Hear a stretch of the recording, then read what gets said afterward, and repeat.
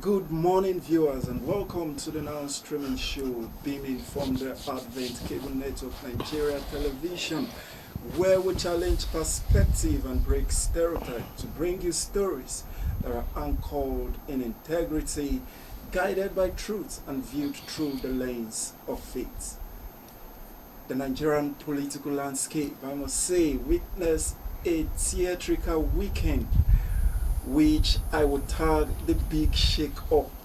From the just concluded, highly contentious National Convention of the People's Democratic Party, PDP, in Ibadan, or your state, where delegates not only reviewed the future of the party, they also expelled some of its biggest names. At the same time, court cases are still hanging over the convention, raising serious concerns and questions about the authenticity and legality of what took place, and even concerns about the role of INEC. The big question to ask here is, did the electoral umpire fully recognize and attend this convention? We'll leave that because I believe most of our viewers follow through with the stories, and we are here to dissect it. We will be seeking insights on all of these issues this morning, alongside some developing and trending story. I am your Uncle Gordon Ujiri, but I'm definitely not doing this alone this morning. And to co-anchor the show with me this morning is Some Lokiza. Thank you, Gordon, for having me this morning. all right, Sumto, good morning, and it's nice having you on set. It's a new week, and I can see you're beaming with smile, ready to dive into all of the issues, especially those that are of immense concern to you and also to our viewers this morning. Our viewers are right here in the studio joining us. We have Barrister Patrice Aquara, who is a public policy analyst and a legal practitioner. Barrister, good morning and welcome to Nanstreaming. Good morning. Thank you very much.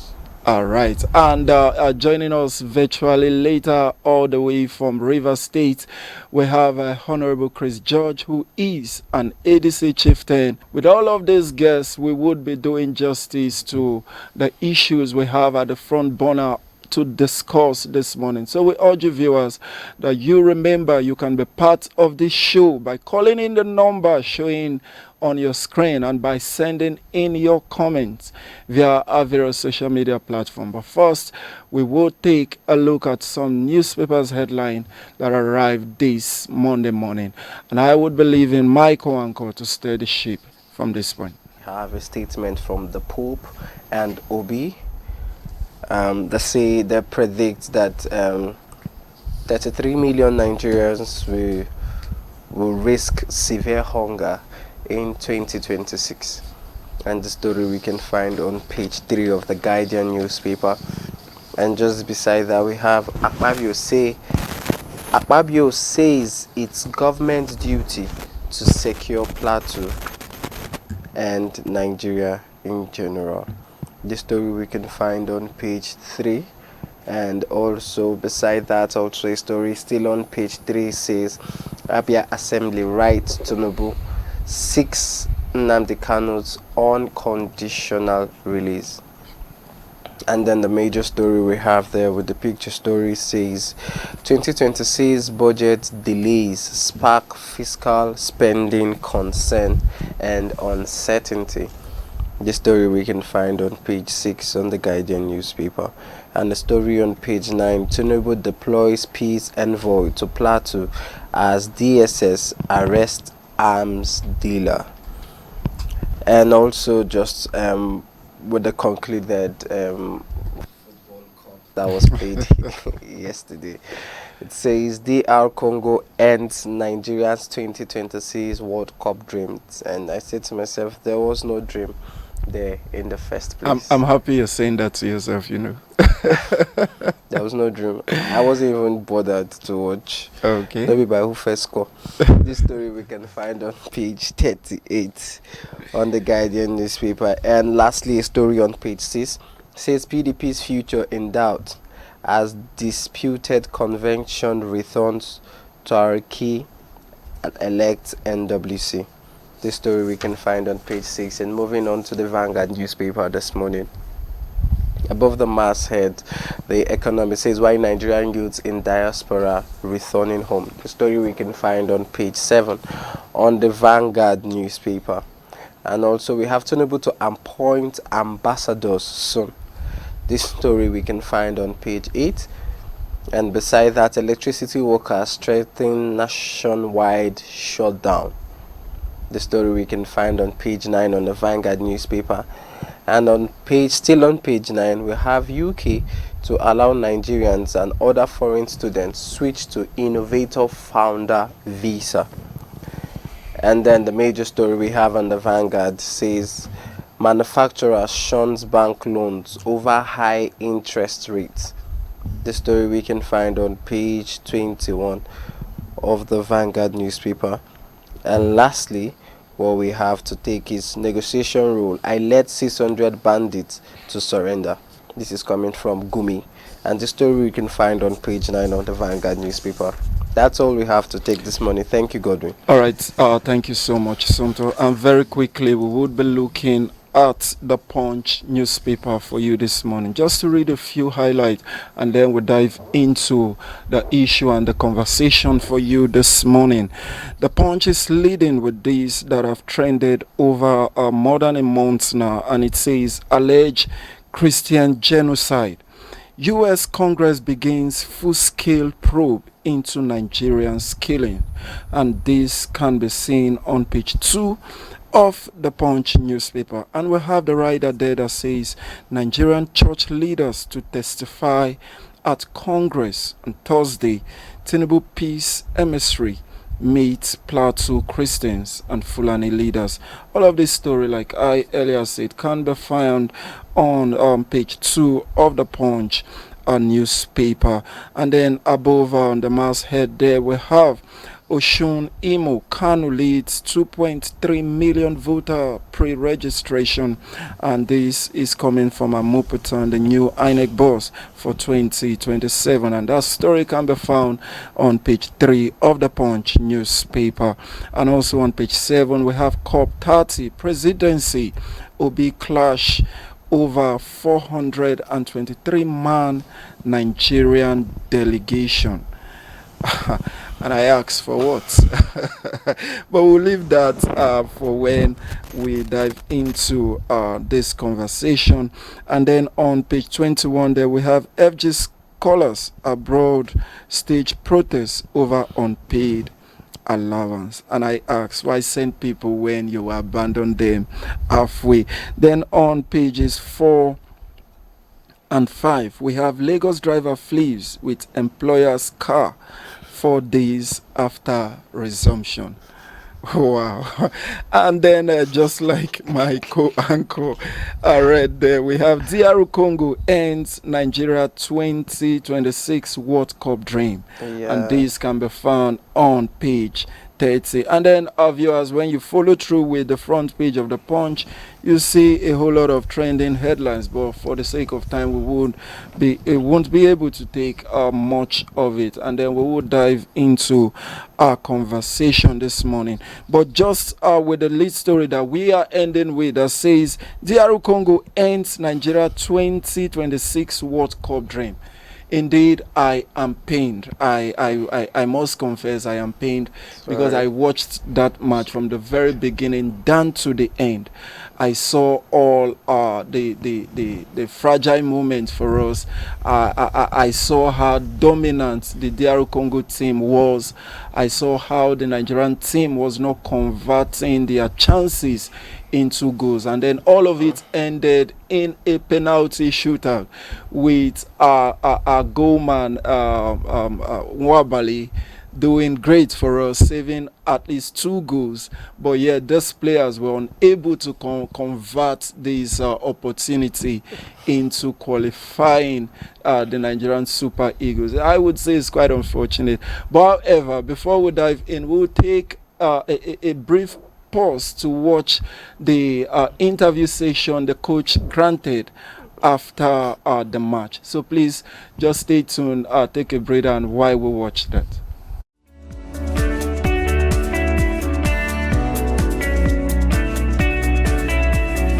Eric, coming towards the end of the game, I could see that you were a bit frustrated with maybe some of the DR Congo staff members. Could you give us an update on what happened there? During all the penalty decision, a guy of Congo did some voodoo. Every time. So this is why I was a little nervous after him. Yeah. What did you see? Yeah, something like that. With the I don't know if it's a water or something like that. So I don't. Quel est votre message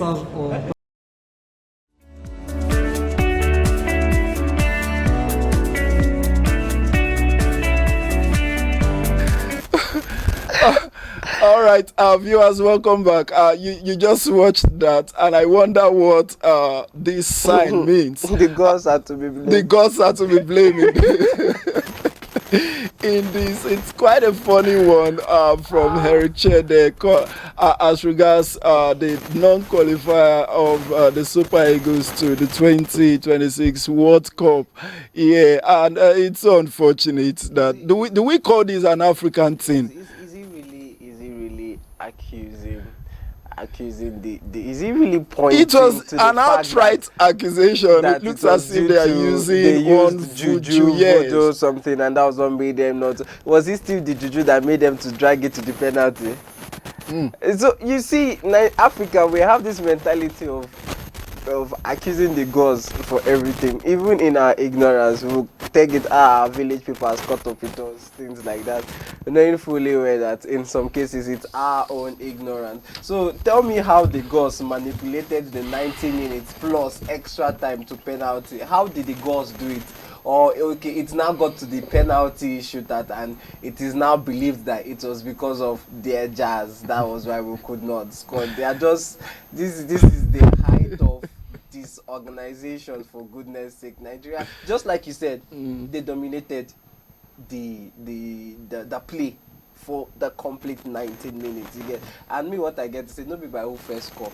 You understand? They thought it was Benin that they played against, and they believed that when they were disorganized. I watched just the beginning, but I just knew we had no hope of qualifying for this World Cup. And just coming out this morning, I learned that Osimhen was removed. Immediately they came back to second half over what a disagreement he had with his coach in the changing room. And some people target discipline. What has that led us to now? All right. So, what happened to them using their own juju? Nigeria is a secular nation, and we have our dominant religion. We don't do things that way. All right. Those from Edo State, those from the West, bring just hang it there while we bring our guests into this conversation. Barrister Patrice, you've just seen the line, I am my co-anchor historian as regards this particular issue. So what is your take? The first is, did you watch the match? And then what do you have to say about the reaction of the coach after not qualifying us? And remember, he has done his bit or his best thus far until we got to this point. Yeah, thank you very much. I watched the match from beginning to the end, and even though I was agitated throughout the match, I felt the Super Eagles were, I think they were stressed. They were stressed.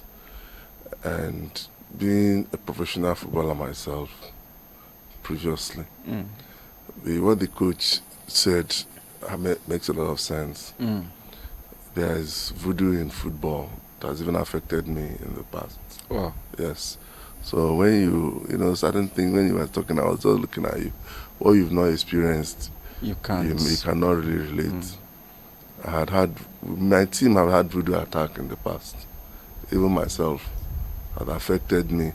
So I remember one match we were playing one time, and they used it to slow us down. We were just confused. Wow. Yes, we were confused. These things happen. It's not. There are powers. So there are powers. It gets yes. to football, and then we want to believe that it is voodoo. How about? No, it's up to you to believe or not to believe. No, I won't. I'm just telling you what I've experienced. I won't agree with it for goodness No, sake, because it's no, I'm entirely- not disputing. Hold on a bit. When you were talking, I wait. didn't interrupt you. Go on. But I'm just remember. I'm telling you what I experienced. What you experienced, indeed. So it reflects poorly on you to tell me that you don't agree with what I experienced. With what the coach is saying, we can stay here and give observation. Okay. But if I'm telling you I experienced something, and I'm sure when I experienced it, maybe I was around 1990 something, 1992, maybe you were in primary school or you've not been born by then, and I'm telling you that it happened. It happened. Yes. Okay. Not once, not twice. Exactly. When I was playing professionally in Lagos, all these things happen. But because we live in a positive world, we live in a world like this, you can't even give such evidence in court, or you can't even go to police and say somebody attacked you with voodoo, because our laws don't contemplate it. For the coach to be saying it, he knows what he's telling you. He knows what he's telling you. All right. Thank you so much, Barrister. I would actually give you that. I just want to get the attention of our viewers. Please remember, you can be part of the now streaming morning live show right by calling in the number showing on your screen to share your own opinion as regards what we are discussing, and also by sending in your comment via various social media platform, and we would do well to read them out and also engage with you in that comment or observation that you have made. All right, Sumto. You know, the truth is, in Africa, we most times blame a whole lot of things to fetish powers. You understand? Let's face the reality of it is the Super Eagles have actually played woefully in this World Cup qualification.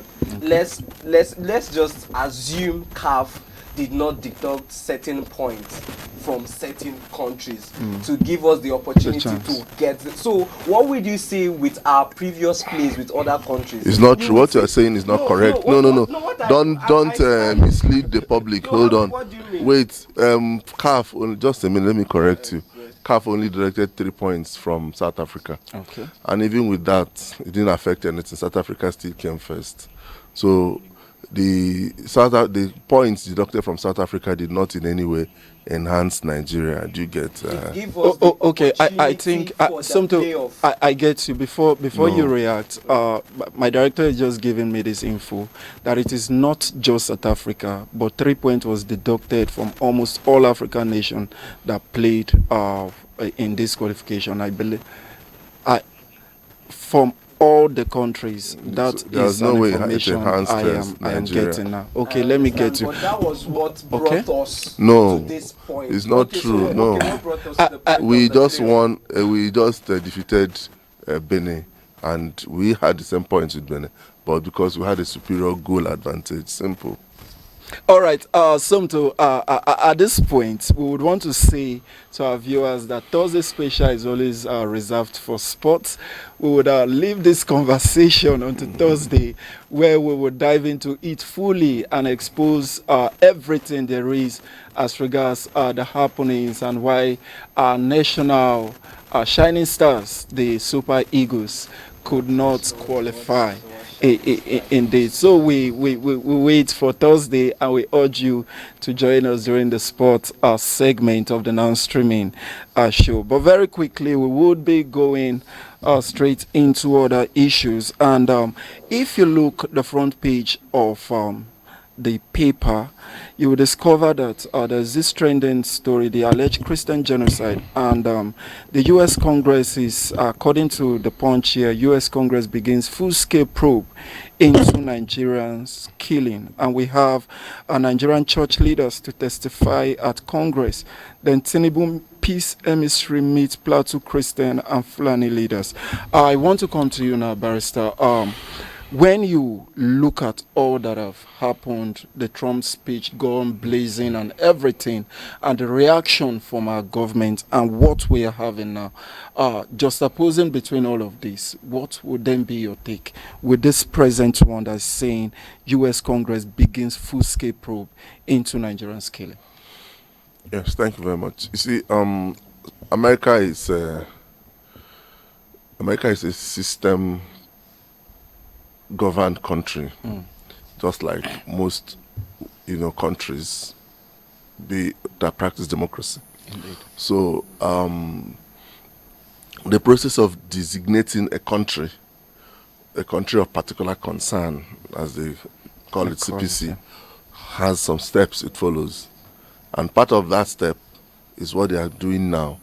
Is have a full congressional hearing. Even after the designation, it has been designated. Okay. Then they want to now do a congressional hearing and also call all the parties. They will invite all the parties that they think will give them further and fuller information concerning the subject matter before they now take their decision. So at Congress, the questions will be asked. They will invite the Nigerian pastors. They will invite also the Nigerian Foreign Affairs if they have anything to say to what the Nigerian pastors are saying. Okay, what about those of the other faiths? Do you think they would be invited? The likes of Gumi, if I may say. The truth of the matter is, it's just the way the Nigerians are narrating this. Okay. What America and what the President of the United States, Donald Trump, posted in his Truth Social is that they are coming against the terrorists. Some people have made themselves terrorists by association, by defending the terrorists. There's no point to invite Gumi. Indeed. Because Gumi goes about saying he's not a terrorist. I'm only saying this because he has taken the stand of a spokesperson. Exactly. I understand you. Yeah. But for him to take the position of a spokesperson, yes, he must tell us whether the terrorist appointed him. Do you understand? Indeed. America, in their own wisdom, will determine how to treat him. Because the issue is, there are a lot of video evidence of various pastors showing mass burial.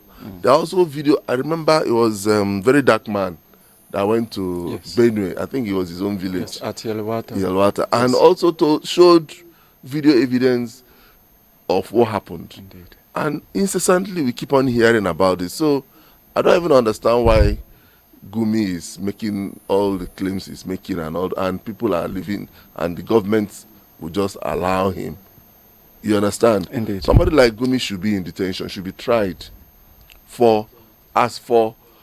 there's in law there's what we call accomplice before or after the fact. You understand? Okay. He is supposed to be tried. He is supposed to face criminal trial for being an accomplice of all this mayhem, all this criminal killing of people, whether Christians or Muslims, after the fact. Do you understand? Because he appeared to know more than he is saying. Average Nigeria should. Yes, he appeared to know more than. And the fact that people are defending the terrorists, America will not even take all those things into cognizance. Immediately they determine at this public hearing, at this congressional hearing, that there are substantial evidence to prove that these things are going on. They will report back to the president, and the president will now call a sort of situation assessment by the defense chiefs, and you understand, and then they will now make a decision one way or the other on what to do. Because when Trump was coming, part of what he said that the killing of Christians world over will no longer be allowed. And it was part of his campaign promises. And Trump, whenever he makes a promise, he keeps to it, no matter what you want to say about it. Indeed. Exactly. All right, Somto, just to come to you now, just to get your own take in all of this. Tinubu peace emissary meets Plateau Christians and Fulani leaders. This is our president sending our peace emissary to meet Plateau Christians and Fulani leaders. You remember the case of the Yelwata killings and the rest. And then there was this, I think you were on the show that day, where we have school children standing right inside the ring to welcome the president. in same states that have witnessed genocide, if I would use that word, because there is no other word to qualify the Yelwata killings than it being genocide, and it has been rightly said by so many persons, including President Donald Trump, as regards on this issue. Now, the peace emissary that he is sending, could that be, this is me just thinking, right, that when he came, what did he actually come for? Was it not as a peace emissary? So what did he come? Is it for political campaign or what? You know when he came, when he traveled down to Yelwata? Not Yelwata, to Benue State, the capital. Yes, he never went there. Yes, when we learned that he was going to Benue State, okay, everyone assumed he was going to Yelwata, where it was okay, happening. Only for him to get there, and it was more or less like a town hall meeting, congress meeting, and all of that. So it was clearly, it was evident that his purpose for going there in the first place was not to commiserate or to sympathize with the victims or to even see for himself what has happened. It was more or less like a campaign for 2027. Because tell me why we were going to a place where lives were lost, where people are crying, and they gave you an entourage of welcome, and you did not frown at it. And mind you that these children stood on that road hours even before his arrival. So it speaks a whole lot of, it is clear, just like you said, your thoughts. Yes, your thoughts are right. They are right, because when he went there, he did not even go to the place. He stopped at Benue State, the capital, and his reasons were the roads were bad. And people kept on asking, couldn't a chopper fly you to that place to help, at least see to firsthand? You understand? So it is evident that he wasn't, probably himself was even scared, which I doubt, because with the kind of security the president moves around with, there is nothing to be scared of. Even when going into, if he decides today to enter into Sambisa Forest, the number of security that he would go with, it's enough to grant him confidence of protection. So your thoughts are actually correct. All right, thank you so much. And now we have joining us virtually all the way from River State, Honorable Chris George, an ADC chieftain. Honorable Chris, you are welcome to the Now Streaming Show. Thank you very much. God bless you. All right, thank you. We will dive into the issue, our main discourse for the show this morning, which is on all of the happenings within the weekend, and thereafter we would engage you on other issues also. So please just keep tuned with us, and we will get back to you on this. All right, back here in the studio, we still have Barrister Patrice Aquara. And Barrister, I want to engage you because on this particular issue as regards all that transpired in the PDP convention and the rest. But before we do that, we will take a breather while we watch some of the videos that transpired within the weekend. So viewers, we want to urge you to keep sending in your comment and also make calls to be part of this conversation. But right now, we will take a breather to watch some of those videos. So please stay tuned.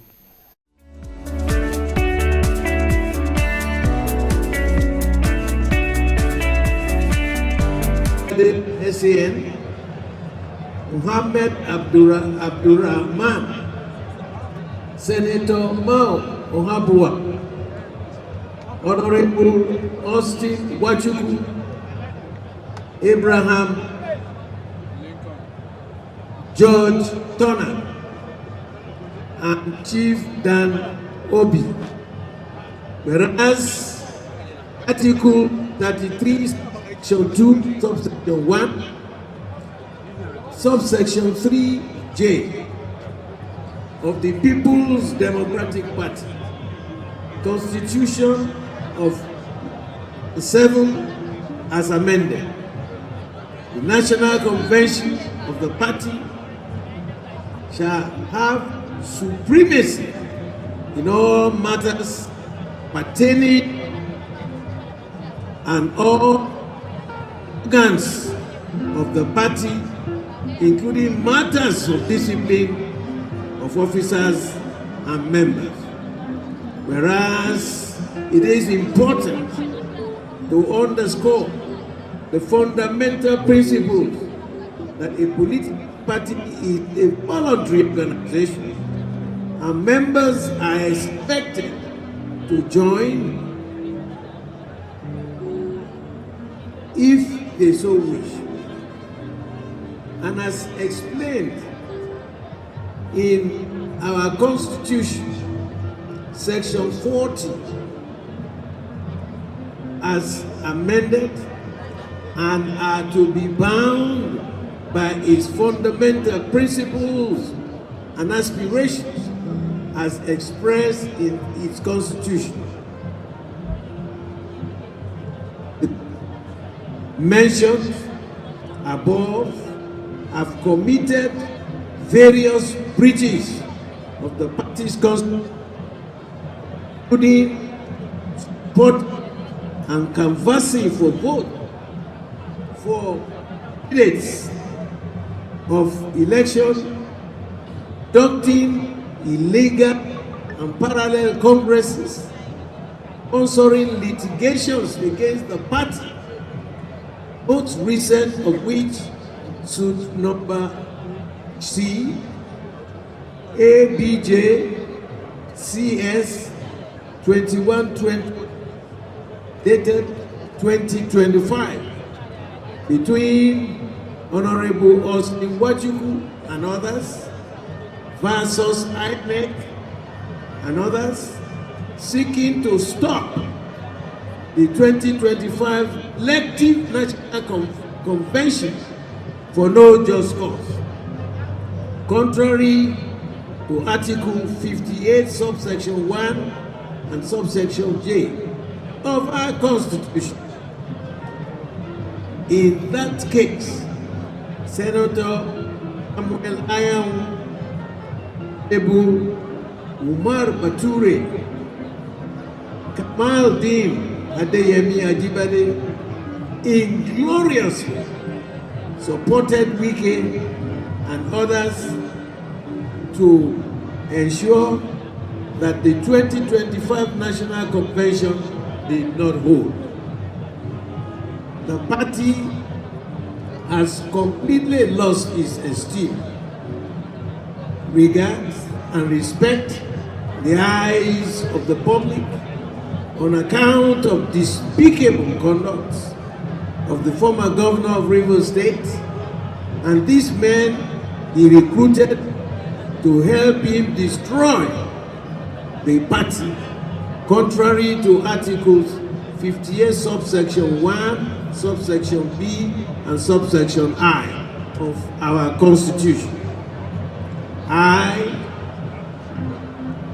Chief Olabode George, hereby move that this convention should expel this person so mentioned above from the People's Democratic Party. PDP! Power to the people! Thank you. I now put the question on this motion for the expulsion of some officers listed 1 to 11, beginning with Anyanwu Nelson Wike, Ayo Fayose, Senator Samuel Anyanwu, Honorable Umar Bature, Adeyemi Ajibade, Senior Advocate of Nigeria, Senator Mao, Honorable Austin Wachuku, Abraham Ama, George Dana, Chief Dan Obi, for the expulsion as per the motion raised ably by our elder statesman, citing our constitutional provisions as enumerated, that is Chief Olabode George, and ably seconded by my chairman, Mrs. Adamu Bunga. Those in support of this motion say aye. Those against say nay. The ayes have it. Thank you. In our Constitution, Section 40,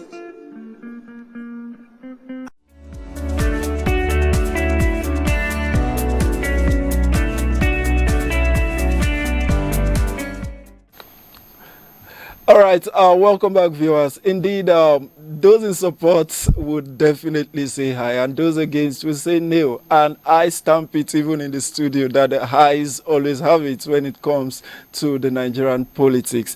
Welcome back, like I said before, and we would be diving into this conversation this morning.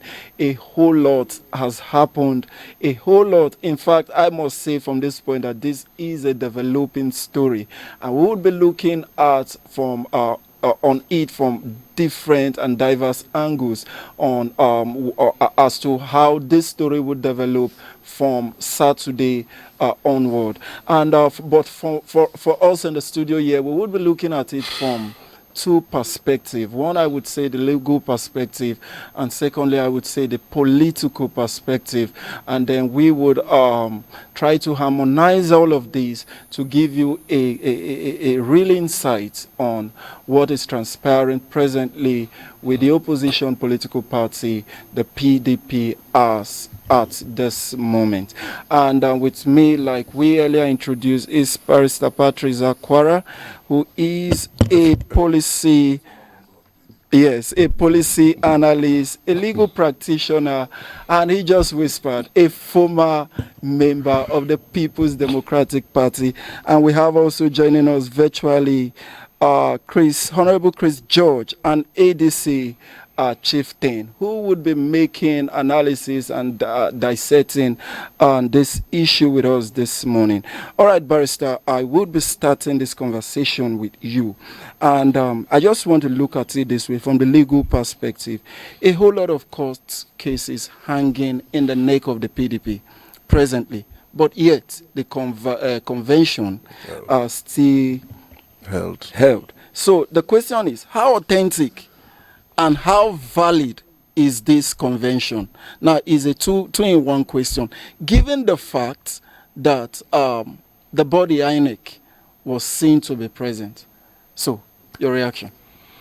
Thank you. Well, it's not necessarily that INEC was present that validates or invalidates the convention. Okay. They must have given INEC the statutory notice for INEC to be aware of the venue and time of the convention, and also to send representatives to observe. But what is primary from what you have asked is the legal implications involved, and also some of the decisions that were taken in the convention. Okay. In the first instance, there was a valid court pronouncement restricting that convention from holding. Okay. And being that INEC is a federal government agency, they went to Federal High Court to litigate that matter. And the Federal High Court paused the convention pending the determination of the substantive issues in the suit. Now, PDP being PDP, you know. I think you would have to explain that part. I contested Federal House. Okay. Under PDP. It's a very lawless party. Wow. Yeah, it's a very lawless party. They now went to a state high court. State high court doesn't have any jurisdiction over a federal institution.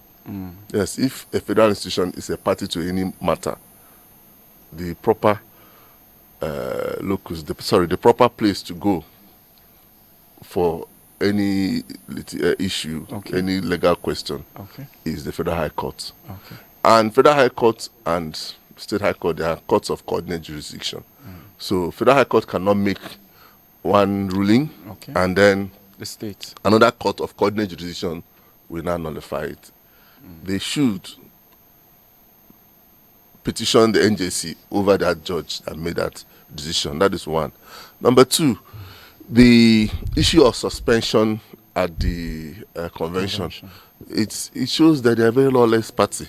You don't register as a member of any party at the national. Everybody that registers as a member of any party registers in your ward. Do you get? Yes, indeed. You go to the ward, register, and take party card. So if anybody wants to suspend you, it is the ward that will suspend you. When the ward suspends you, they now bring it to the local government chapter of the party. When it is ratified, they take it to the state. The state ratifies and takes it to the national. Okay. If you notice what the Taraba state governor said that nobody, sorry, it was the Adamawa state governor, that nobody discussed this. It's supposed to, when it goes through this process, the National Working Committee will sit on it and then recommend to the convention. The convention is the highest decision-making organ of any party, of PDP. Let me say of PDP, because I've read PDP constitution. Now, could this be the premise they are standing to make this, to implement this law, as clearly stated by their constitution, given the fact that they are presently in a convention? No, that's what I'm saying. It's just like the convention is like Supreme Court. Okay. You can't take matter to Supreme Court direct. How can you do that? You go to, you start from, depending on the type of subject matter, either you start from magistrate court or the high court, then go to court of appeal before you can go to Supreme Court. Even though Supreme Court is the highest decision-making court in the land, but you can't just go there except you are a state or a federal government. Okay. Do you understand? So this issue of suspension of individuals must have gone through the award, and then from there they will invite them. If there must be an issue, you understand, and they will also give them fair hearing to hear from them.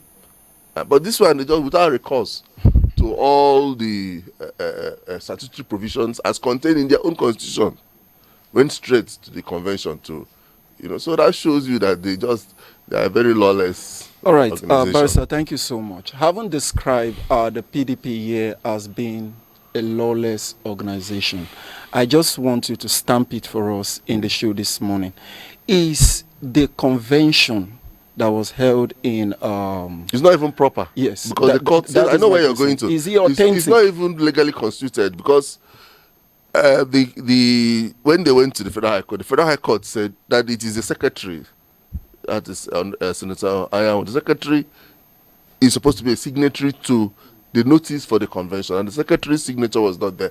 They even forged it according to the secretary alleging, and on account of that, the court said that convention should not hold. Do you understand? Yes, indeed. They now went to a court, a high court in Ibadan, to get a ruling asking them to go on. Okay. That's what I'm saying. That such court of coordinate jurisdiction, that is to equal powers, equal in powers, cannot overrule what the other one. If you want to overrule, you go to the court higher. So, being that the Federal High Court says that convention should be paused, going ahead to do it is a flagrant disobedience to the court.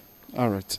Thank you so much, Barrister. All right. Honorable Chris, I would be coming to you. You've heard all what the barrister said right here in the studio. And I believe that as an ADC chieftain, you all from the part of the ADC are clearly following the proceedings and everything that is happening within other opposition party. And given the position of our guest in the studio, what would be your take going from all what he has said? What is your take on this matter? Well, good morning first. Good morning, sir. Yeah, I actually never wanted to talk about any political party that is not APC. I didn't want to talk. Remember, I was in the APC and a founding member of the party called APC. To me, both APC and PDP, just like your speaker has rightly said, they are lawless party, completely lawless party. Lawless. Because to me, I had expected the expulsion of Wike and others from PDP long before now. So what were they actually waiting for from expelling them in the party? You see, an organization is bigger than any one individual. I don't know whether if you're getting me. I get you. Please go ahead. Yes, an organization is higher than any one individual. No one individual can destroy an organization that group of people came together to form. So, for me, what PDP is facing right now, caused by few individuals, is not necessary. It's not necessary. I will advise that the ruling party, the PAPC, should allow opposition to thrive. In a nation like this, there must be opposition because we are practicing democracy. So, using members of an organization to fight against the organization who have made you what you are in life today is not called for, is unnecessary. Why I said that PDP is a lawless party completely. And I joined my brother to say it. I don't know why he said so, but let me join him to say that PDP is completely a lawless party. In the first place, Samuel Anyanwu is not supposed to be the national secretary of, of PDP. We know how he was reinstated back to the office of the secretary. There is a constitution enshrined in the PDP and in any political party that once you leave your position, just like the Constitution of Nigeria stated it, once you leave your position that you are occupying to contest any elective office, automatically you resign from that position you are occupying. So you will have time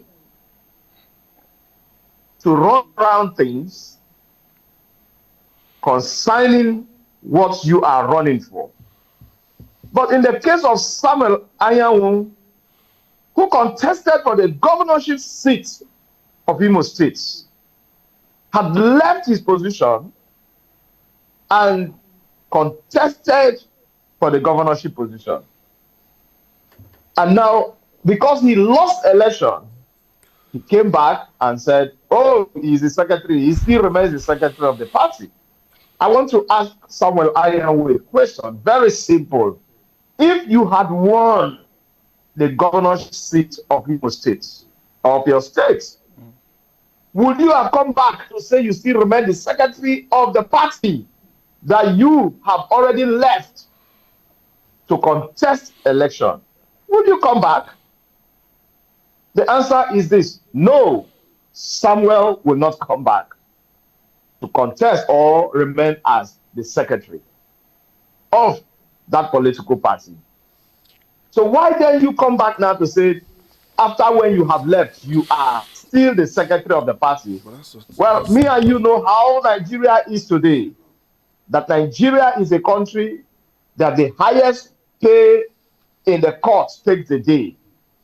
And then eventually the court gave them judgment that he still remains legitimate secretary of the party. All right. I will advise that when you came back to the party, you should have abide to the rules and regulations that has been guiding this party. Okay. But to them, they want to do everything to destroy the party called PDP, so as at the end of the whole thing, they will now move to APC. I want to say this: they should be warned, because, well, I am not a member of PDP, but they should be warned, because the ladder you use in climbing up, you might need it to come down. A day of reckoning is coming. Let them destroy the party. Let them do whatever they want to do. A day of reckoning is coming. Thank you. All right. Thank you so much, Honorable Chris George, all the way from Rivers State. Our viewers, before we continue, I just want you all to know that we will be extending the non-streaming time by 15 minutes. So we urge you to please stay tuned, in tune with us while we find the other side of this conversation. All right, Barrister, coming now to you because Honorable Chris have brought a whole narrative as regards to the legality of the said secretary you spoke about. But now I want us to look at it this way because before the convention would announce such a thing, I was duly informed or aware of the fact that they have dissolved the party structure of about 5 states, including Rivers. And if such have been done, from which ward level should we then be expecting an expulsion letter that would now be carried down to the convention level before this kind of announcement is made? So where do we stand in all of this? I don't think Imo State was part of the states. I think River State. Where is Opobelos? Edo, Okay. Delta, Okay, fine. If you are saying that you have... Okay, Barrister, please hold your thought. We have a caller. Hello, good morning, and welcome to the Now Streaming Show. Good morning, sir. Good morning. Yes, I'm calling from Abuja. My name is Pastor Tony. All right, Mr. Anthony, please go ahead. Please, this is my station. I love to actually watch this program. This morning's topic and streaming, very, very interesting. But I'm disappointed on the barristers. They're telling us that their former party, our PDP, they are lawless. Actually, the question is this I want to ask. Who keeps this law in Nigeria? I want to ask this person, Ankara, that I say we are lawless, party lawless. He was a party man, he was a member of that party. Okay. He ran away from there, probably because of his personal gain. He want to get in the other party. The other barrister too, the honorable, actually counter say, well, they might end up destroying that party. But a day of reckoning is coming. Actually, I agree with that honorable. Because anybody that is lawyer these days and barrister in Nigeria, personally, I don't have respect for lawyers and barristers in this country. Until they start standing their ground as learned people as they call themselves. Who is not lawless in this nation? Look at the genocide going on now. The pastors, some of them are teaching now. They are coming up now, but over the time now, because of simple, little amount of money, they will be saying something else. Why our elders, why our barristers and leaders will not stand their ground for a minute because of a little bottle of orange? They will say they are better than profession. Now, AGS is coming out. Before you know it now, they will say their people, they go and scatter that party. They've killed PDP. And now AGS is coming. And somebody who was a member of PDP said that the party is lawless. Why would they not be lawless? We care our minister of FCT. He's here in Abuja now. We know what he's doing. An elderly man like that. And these people are still coming up. And they're telling you, youths are the leaders of tomorrow. When will the tomorrow come for the youths? Just because Donald Trump made a statement, look at how they are jittery. And how old is they almost cheat him because he wants to stand for it. That is the achievement. That's the white man for us. He's not afraid of dying for his country. Look at our elderly people here. They can achieve anything for the country before they eat all the money and they will still die. Look at our president. What are we saying now?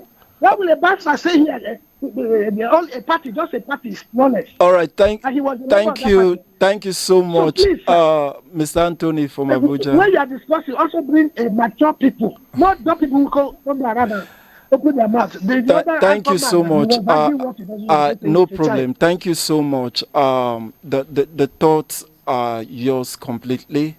And we just want to say that in a show like this, emotions should be set aside while we constructively look at issues. Our guests on the show are much and more than enough qualified to come on the show and air their opinion, which is completely theirs. We truly appreciate your call and also that of our guests right here on the show. Oh, you strongly believe that Mr. Anthony is a PDP man. He came with so much defense. Yes, thank you very much. You know, he is saying that I said PDP is lawless. I predicated my statement on something, on steps, statutory steps that you're supposed to take. He just came up and just abused myself and Honorable Judge in Port Harcourt without pointing out to any offense we committed. Because I said, and I reiterate, a court that has competent jurisdiction. I gave an opinion, a very trite legal opinion, that if a federal government agency, INEC is a federal government agency, if any federal government agency is a party to any matter, the proper place to take the matter is a federal high court. Do you understand? Very. And INEC being a party to the case instituted by PDP, by Anyanwu faction, went to federal high court. And federal high court gave... Barrister, we would still have to cut. You will have a caller. Okay. Hello, good morning and welcome to... Good morning, everyone in the studio. Mr. Isaac, good morning and welcome to the show. I greet you so much. Welcome. I heard the heavy shock and the cry from your last caller. He was just crying from the bitter truth that the barrister said. Anyway, this morning it has been a very interesting session with ACNN, starting from the voodoo experience of last night and the wike of the PDP. Anyway, let me go straight. I want to start from that of our football. Well, I listened to when your guest in studio say that he once played football and he's aware of the voodoo whatsoever in football. And I want to ask question: is it not possible? Is it possible we as a nation to add a little touch of voodoo and Eucharistic service, Holy Communion, when next we are playing our football, so that we won't come back to give such stories? Secondly, you talked about, you guys have talked about the Trump and whatsoever. Yeah. And I want to say that Trump is taking much time. Whatsoever he is doing, he should do that and come quick. We can't wait again. And the almighty topic you are treating, which is the PDP Wahala. Yes.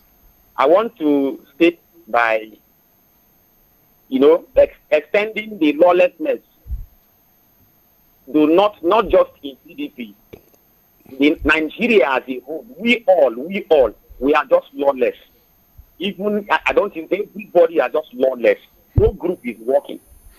But I want to make sure, I want to borrow the word of the former president of this nation, Baba Obije, Obasanjo, in his 80th birthday, 2017, he said that, I wish Nigeria will not think like PDP.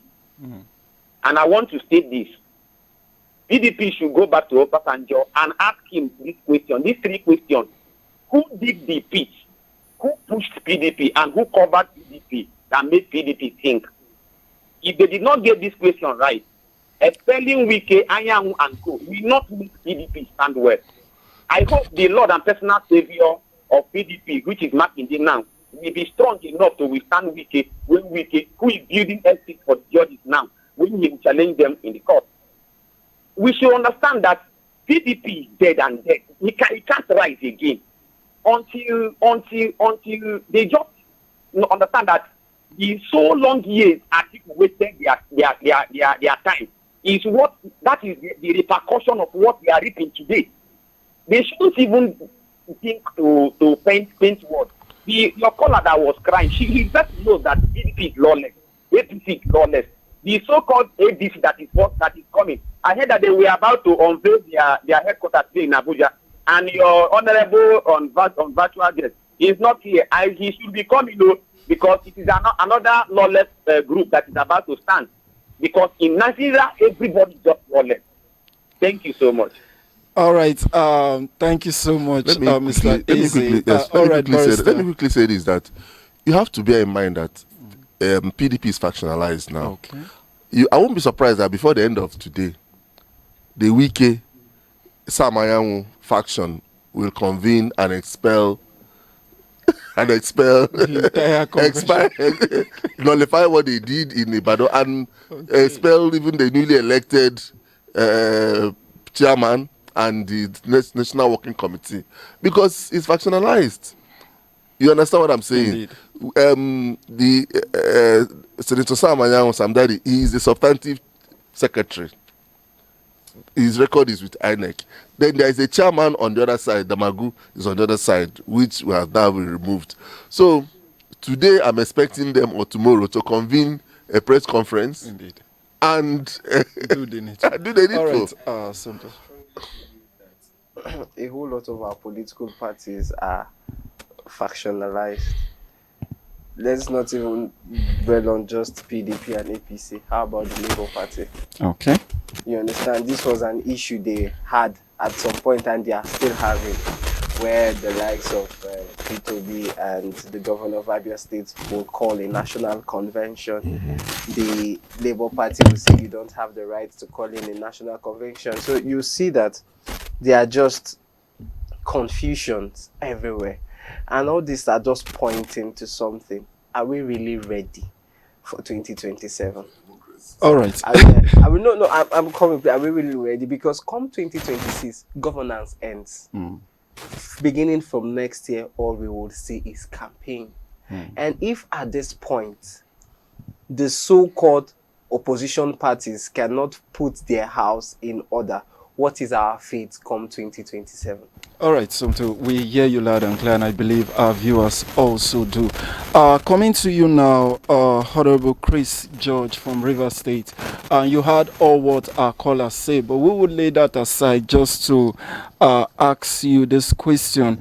For the likes of Samuel Anyanwu, whom you have keenly spoken about in the course of this conversation this morning, you can clearly trace that he has a whole lot of what we call legal case history on him as regards his authenticity as a substantive secretary of the PDP over time, and now they are coming to suspend him as part of those who would who have to expel him as part of those who is recently expelled from the convention.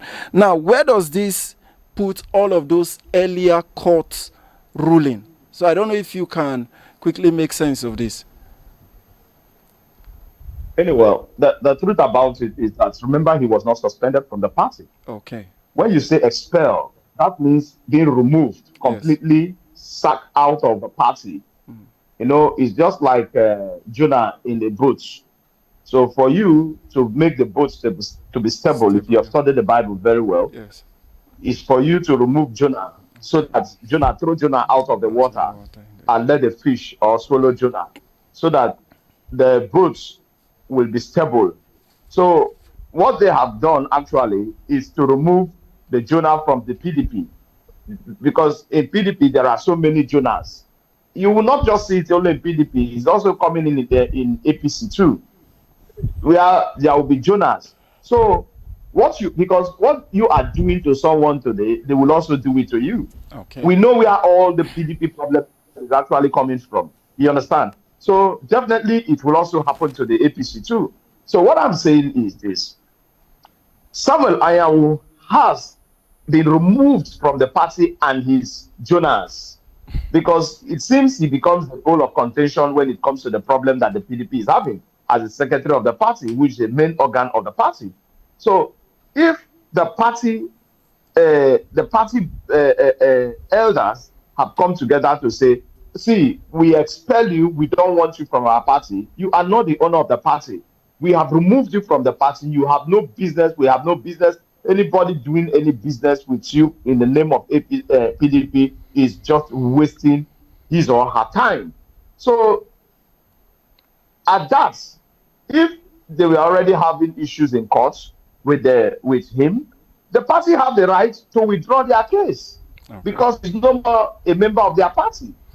He has also the right to withdraw his case from the court, but that is notwithstanding, he can on his own decide to say he doesn't want to leave the party. Why would he leave the party? He can take it to court if he wishes to challenge his expulsion in the court.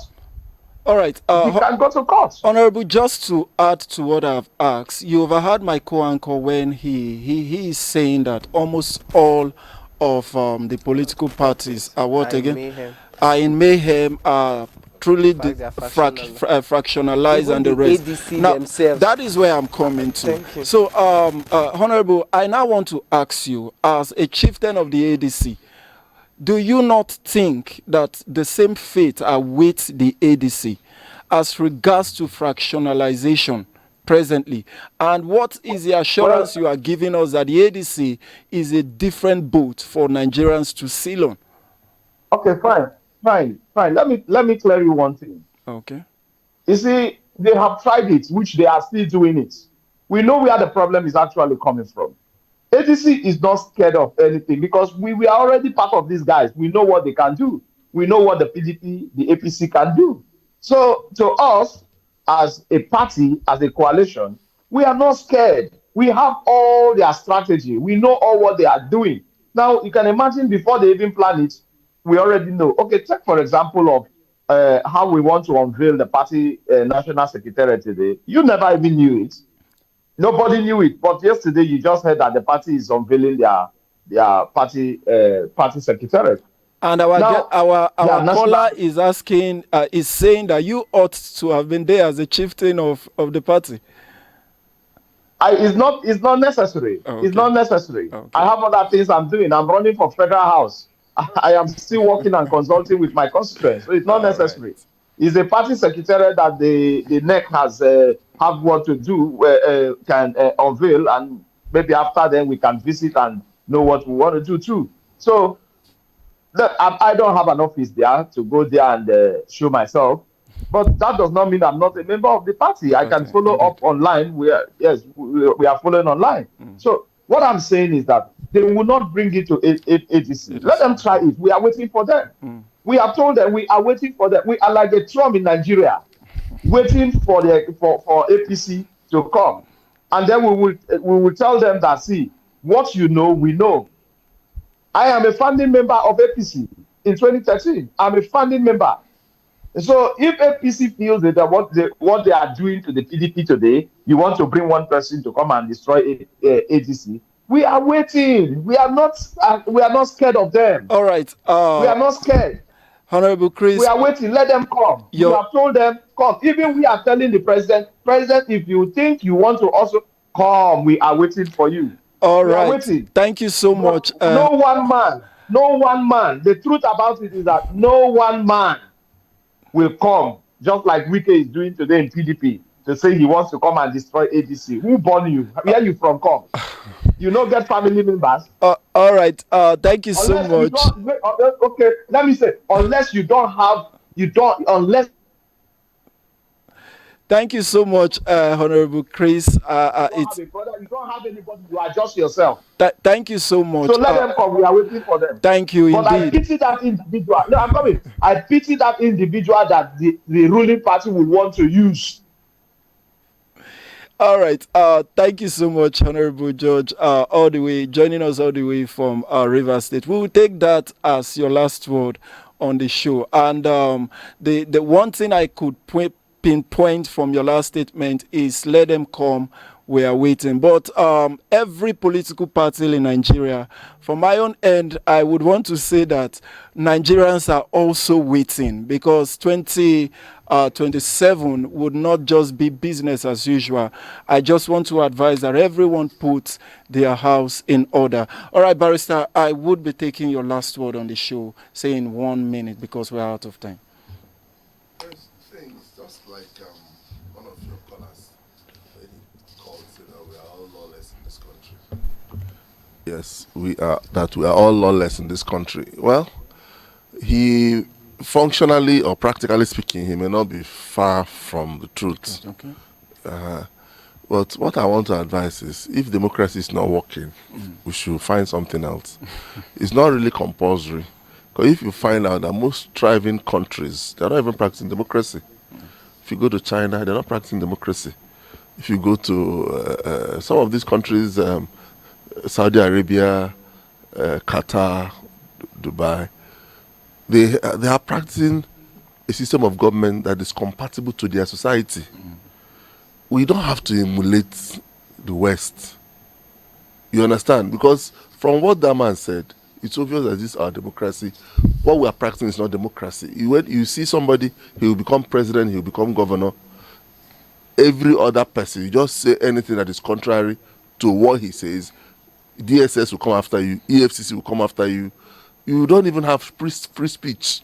So we should sit down and articulate what best suits our environment. It could be a hybrid of democracy and something else. You understand, that is compatible to our own culture, our own environment.